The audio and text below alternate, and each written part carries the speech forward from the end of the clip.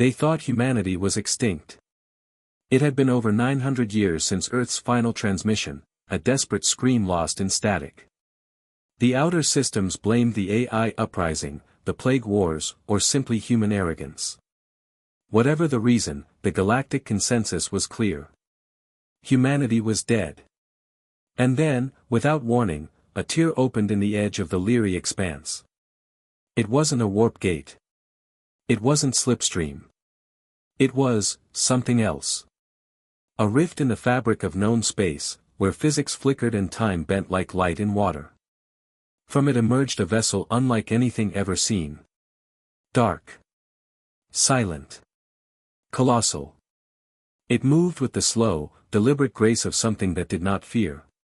The automated border sentries scanned it. No response.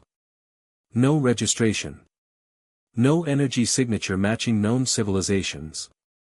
But it had a name, carved in blackened titanium across the bow, written in a language long considered dead. UNS Judicator. The first reaction from the Council of 12 was disbelief. The second was fear. The vessel dwarfed even the Talzon world carriers. Its hull was plated with neutron-forged alloys, its silhouette bristled with ancient kinetic cannons, fusion lances, and something else, weapons no one could name. It did not answer hails. It did not broadcast intentions. It simply drifted, slowly, toward Council space. A dozen fleets were scrambled. The Skell deployed their void wraiths. The Andari choir began psionic scans. The Ilari dispatched diplomatic envoys. The ship ignored them all. It stopped exactly at the edge of the Siluran Accord, a boundary line that marked the edge of interstellar law. And then it spoke. Not in a language known to the galaxy, but in all of them, at once. We are the last of Earth. We watched your wars. We watched your rise. Now, we return. Now, we return. The galaxy shook. They called it the First Contact Event, not because it was humanity's first, but because it was the first time humanity made contact on its terms. The Judicator transmitted historical data, spanning 1,000 lost years. Earth, it revealed, had not died. It had hidden, buried behind a dark energy veil, developing silently, watching the galaxy evolve. Why? Because they feared what they had become. After the collapse, humanity had retreated inward, merging with machine intelligences once feared, perfecting quantum evolution, and reaching beyond dimensional boundaries. Their science leapt beyond the limits of the physical. Time, reality, even death, these had become tools, not masters.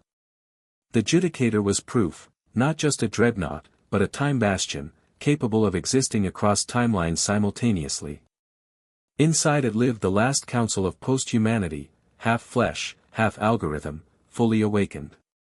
They had returned not for war, but to warn. Something comes, the Judicator said. We called it the silence beyond stars. An entity, or force, that devoured galaxies not through destruction, but through erasure. Civilizations forgotten. Stars unmade. Memory itself wiped clean. Humanity had seen it at the edge of known reality. And they had come back with one purpose, to unify the galaxy, or die defending it. The council was split. The Ilari believed it was a bluff, a power play to re-establish human dominance. The Andari choir wept, feeling echoes of a cold, endless void pressing against their minds. The Skell, ever pragmatic, asked only one question: if this silence is real, can the Judicator stop it? The answer came not in words, but a demonstration. The Judicator opened a micro-rift in space, revealing a sliver of the void beyond. A fleet of unmanned drone ships entered. None returned. The rift closed. And every sensor across 5 systems went dark for 6.4 seconds. When they came back online, the stars had shifted, as if time had hiccuped. The vote was unanimous. Mankind would be welcomed back, not as a lost child, but as a guardian of the ancient flame. The Judicator took position at the edge of the galactic plane, a silent sentinel watching the void. Behind it, the children of Earth began to return, first scouts, then envoys, then fleets. Not of war, but of warning and unity. First Contact did more than shake the galaxy. It changed its future. Because now, everyone knew. Humanity hadn't died.